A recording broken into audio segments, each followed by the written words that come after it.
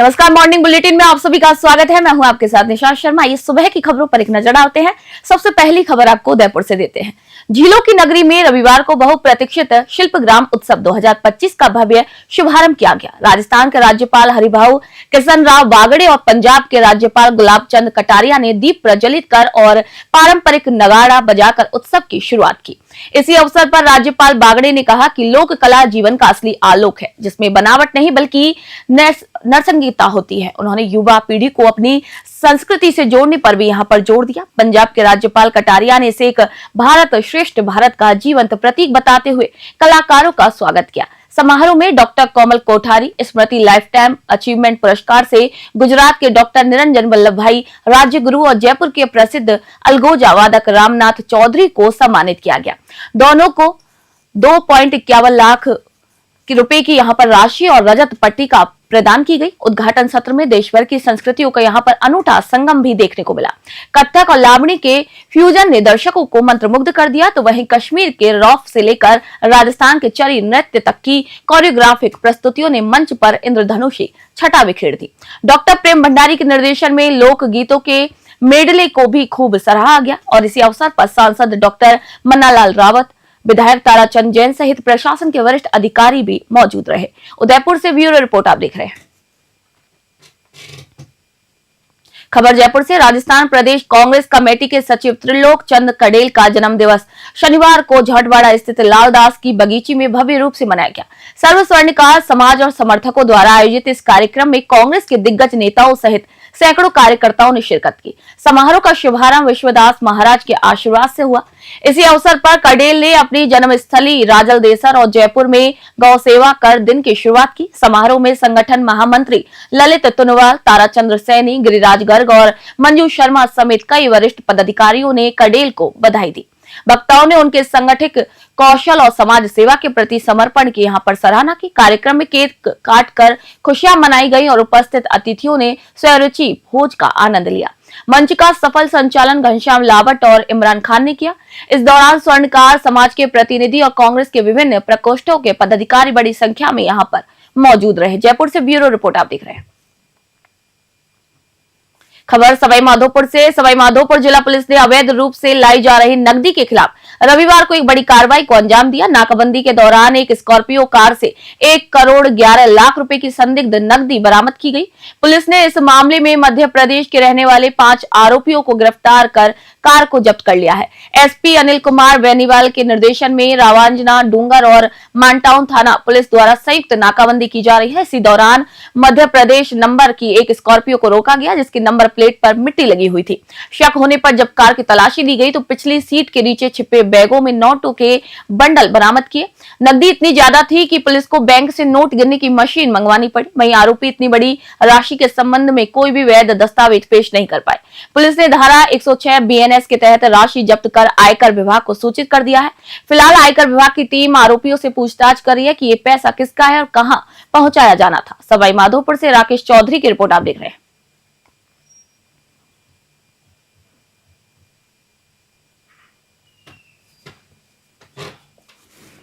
खबर आपको नागौर से दे रहे हैं। नागौर जिले में किसानों के बढ़ते असंतोष पर और उन पर हो रही पुलिस या कार्रवाई को लेकर नागौर कांग्रेस जिला अध्यक्ष हनुमान बागड़ा ने राज्य सरकार के खिलाफ तीखा हमला बोला है।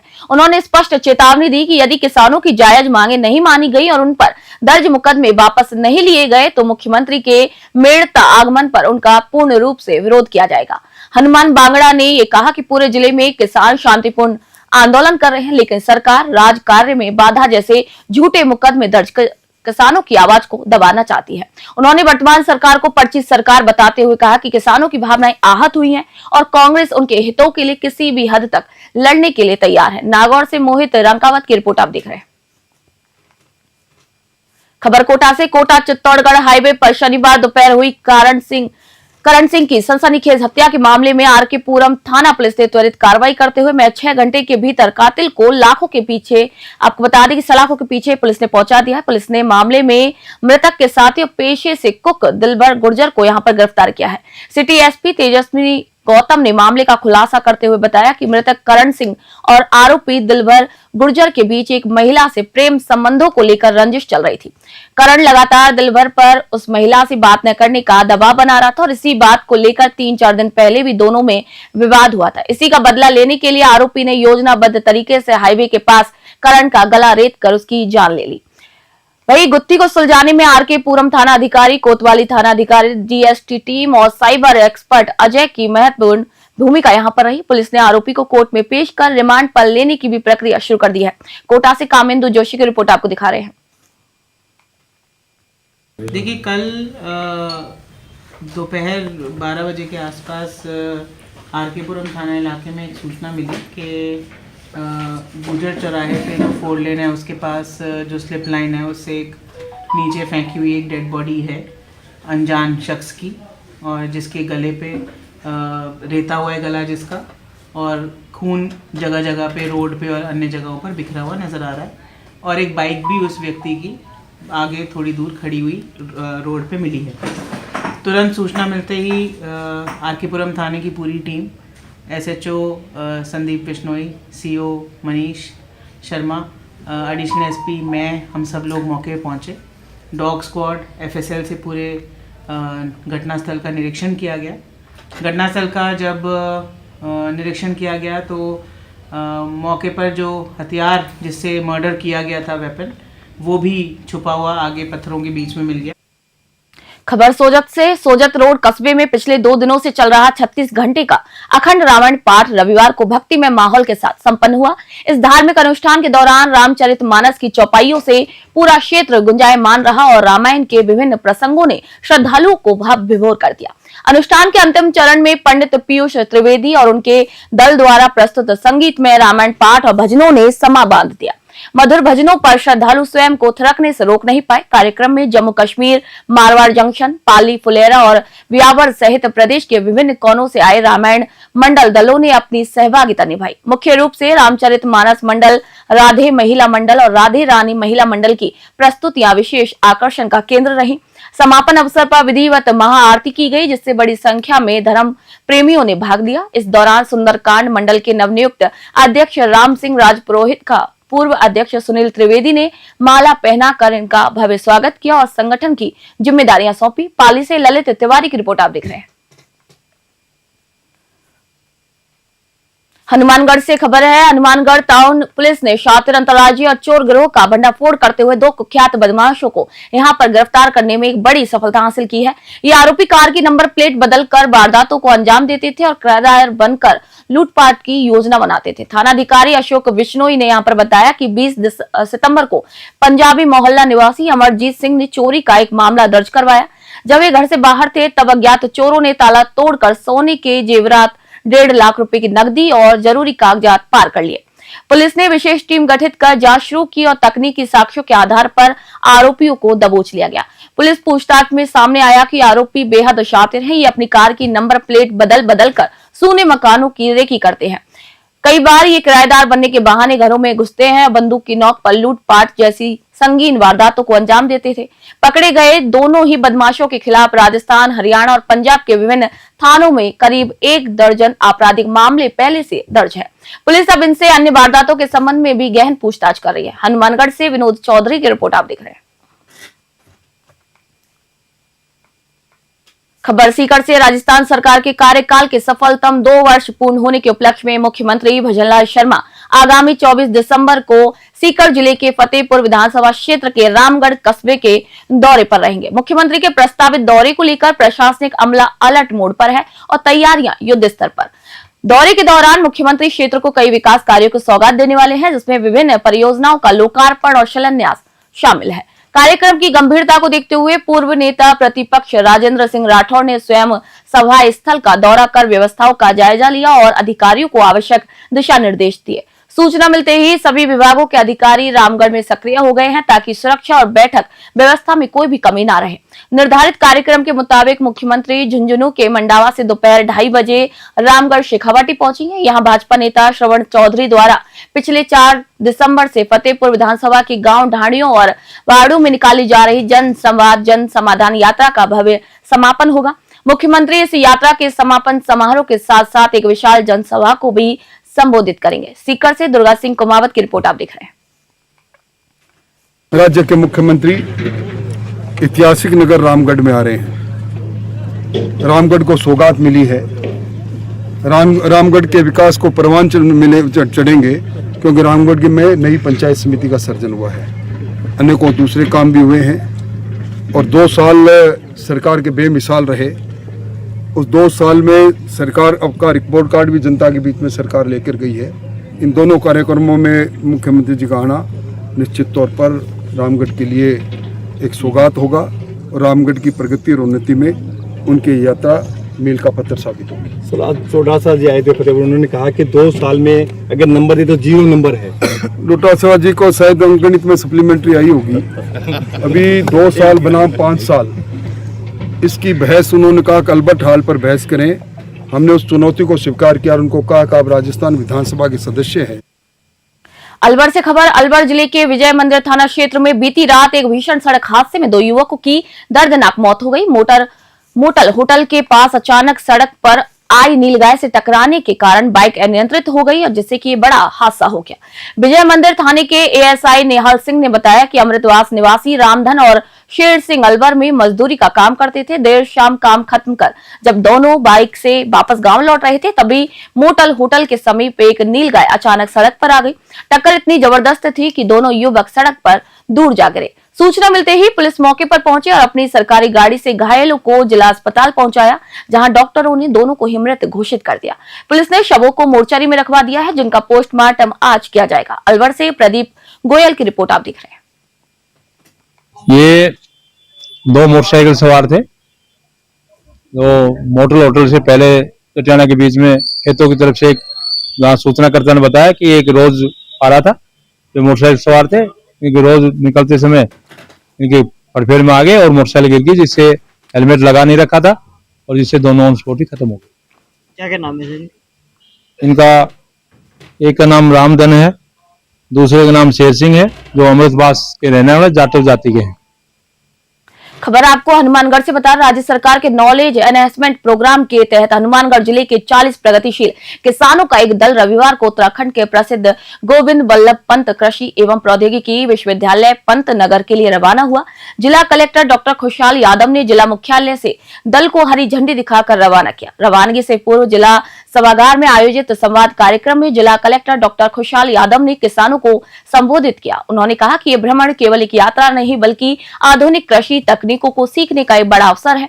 उन्होंने किसानों से आग्रह किया कि वे पंतनगर के वैज्ञानिकों से सीधा संवाद करें और वहां की उन्नत बागवानी और कृषि तकनीकों को हनुमानगढ़ की जलवायु के मुताबिक अपनाने की संभावनाओं को समझे। हनुमानगढ़ से विनोद चौधरी की रिपोर्ट आप देख रहे हैं।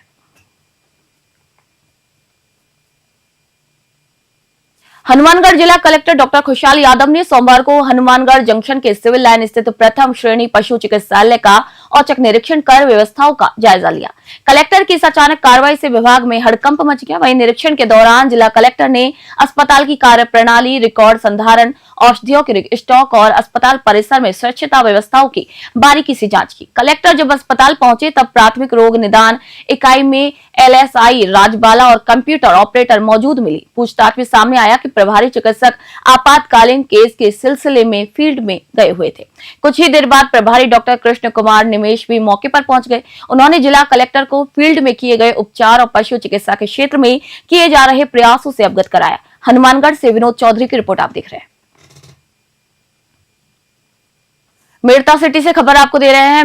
मीरा नगरी मेड़ता सिटी में आगामी 23 दिसंबर को किसान दिवस के अवसर पर आयोजित होने वाले प्रदेश स्तरीय किसान सम्मेलन को लेकर काफी उत्साह चरम पर है। इस मेगा इवेंट में राजस्थान के मुख्यमंत्री भजनलाल शर्मा, केंद्रीय कृषि और किसान कल्याण मंत्री शिवराज सिंह चौहान मुख्य अतिथि के रूप में शिरकत करने वाले हैं।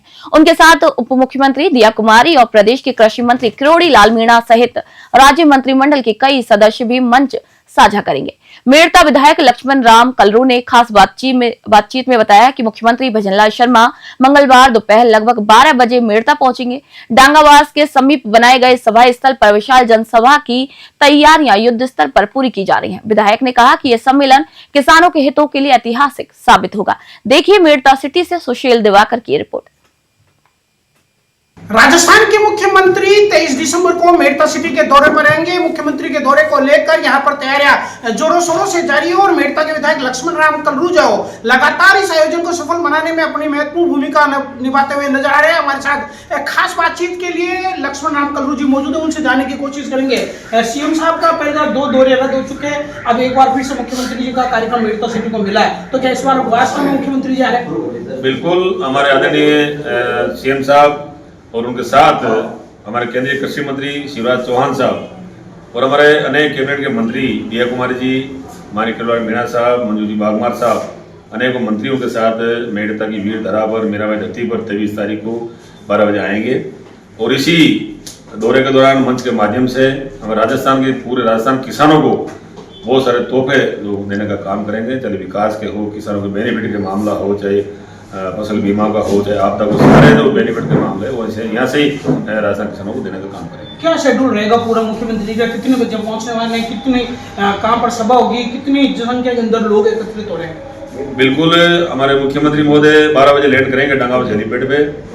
फिर उनका मीराबाई मंदिर डंगा का भी उनका प्रोग्राम रहेगा, अगर टाइम पाएंगे तो वहीं उनके पास में ही, हेलीपैड के पास में ही जो सभा स्थल बना हुआ है। कितनी संख्या के अंदर पूरे जो है वो किसान यहाँ पर एकत्रित हो रहे हैं कि किस तरह से कार्यकर्ताओं में पूरा उत्साह इस कार्यक्रम को लेकर?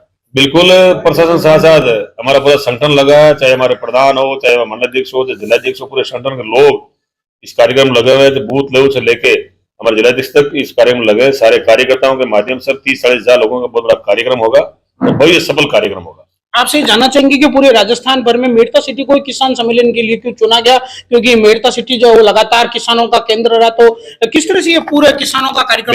बिल्कुल, मेड़ता और नागौर जिला किसानों की रीढ़ की हड्डी है। पूरे देश के किसानों में बहुत जिला में बहुत अव्वल किसान, यहाँ के बेल लो, यहाँ के किसान लोग बहुत मजबूत है। विशेष मेड़ता किसानों की धरती रही है। इसी दौरान माननीय मुख्यमंत्री महोदय ने सबसे बड़ी मैं आभार व्यक्त करूंगा, उन्होंने जो हमारे माननीय पूर्व प्रधानमंत्री चरण चौधरी साहब की जन्म जयंती उस दिन 23 तारीख को, उस दिन किसानों को मेड़ता बहुत तोहफा देंगे। मेड़ता धरती से आभार व्यक्त करता हूँ माननीय सीएम साहब का और माननीय शिवराज चौहान साहब का। बिल्कुल, आपसे ये भी जानना चाहेंगे कि किसानों का बड़ा प्रदेश स्तरीय सम्मेलन है, कुछ किसान यहाँ पर नाराज भी है, 74 गांव ऐसे जो कि आपदा सूची के अंदर शामिल होने से रह गए, तो ऐसे किसान जो है वो कुछ नाराज है, उन लोगों को संतुष्ट करने के लिए क्या किया जा रहा है, किसानों को लेकर क्या प्रयास किए जा रहे हैं? बिल्कुल, मैंने पहले भी कहा था, जो 74 गाँव की जो आपदा में पीछे रह गए थे, तो किन्हीं कारण प्रशासन की लापरवाही से, मैं कहना जो पटवारी थे उनकी लापरवाही से किसान गांव पीछे रह गए थे आपदा में।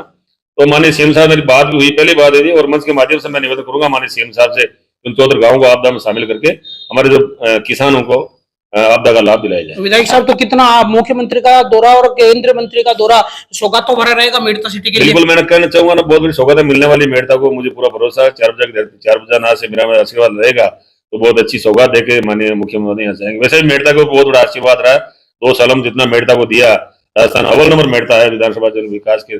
बहुत सारे जो मेजर काम उन्होंने दिए मेड़ता को, मैं आभार व्यक्त करूंगा और मुझे आशा है पूरी जो सीएम साहब माननीय केंद्रीय कृषि मंत्री महोदय आएंगे, मेड़ता बना सौगात देकर जाएंगे। बिल्कुल, तो ये थे मेड़ता के विधायक लक्ष्मण राम कलरू, जो कि साफ तौर पर कह रहे थे कि मेड़ता सिटी में मुख्यमंत्री का दौरा जो है वो सौगात का भरा होगा। कैमरा पर्सन सीपी उजाड़ के साथ सुशील दिवाकर, मेड़ता सिटी।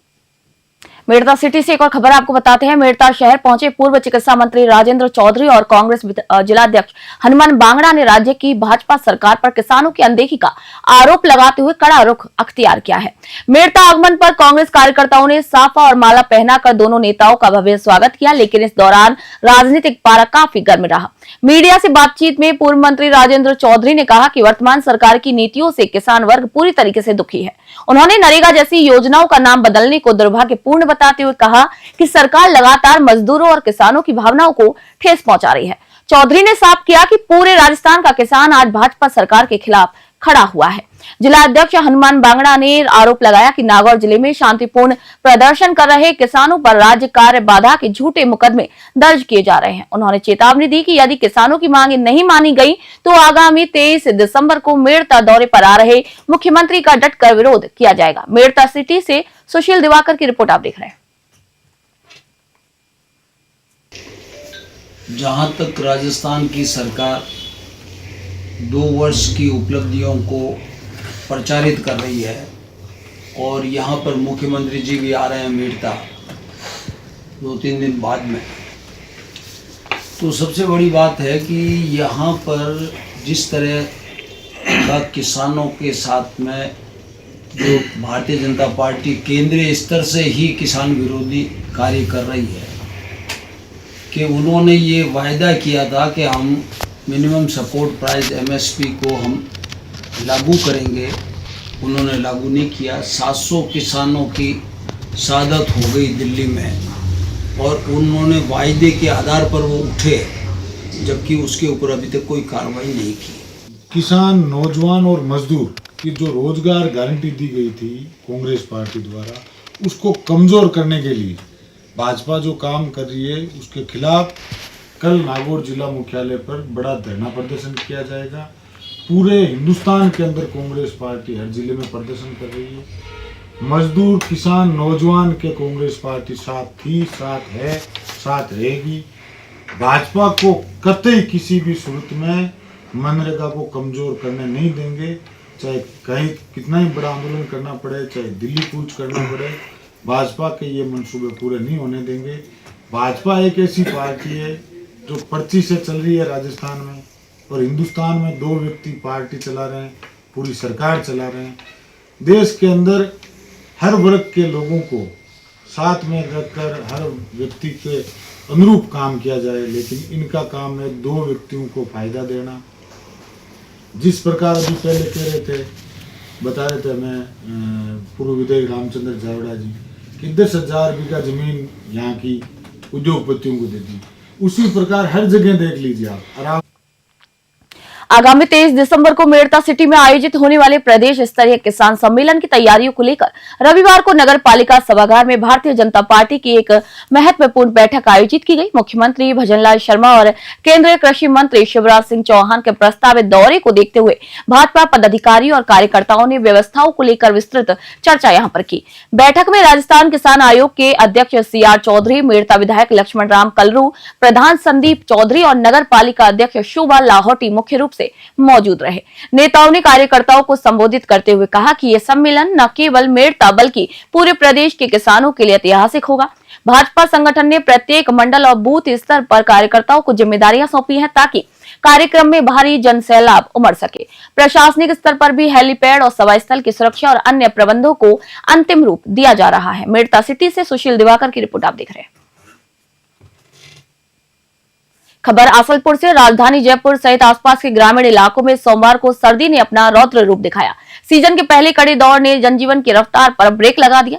सुबह से छाए घने कोहरे के कारण दृश्यता महज 10 मीटर तक रह गई, जिससे सड़कों पर वाहन रेंगते हुए नजर आए। सुबह सुबह जयपुर के निकट आसलपुर की सड़कें और नेशनल हाईवे कोहरे के कारण सफेद चादर से ढके हुए नजर आए। आलम यह था कि कुछ दूरी पर खड़ा व्यक्ति भी दिखाई नहीं दे रहा था। बस, कार, दुपहिया वाहन चालक हेडलाइट और इंडिकेटर जलाकर धीमी गति से सफर तय करने को मजबूर हुए। आसलपुर रेलवे स्टेशन पर यात्री ठिठुरते हुए अपने वाहनों का इंतजार करते हुए दिखाई दिए। वहीं कई ट्रेनें कोहरे के कारण तेजी से संचालित हो रही थी। वहीं ठिठुरन से बचने के लिए लोग सुबह सुबह अलाव तापते हुए भी नजर आए।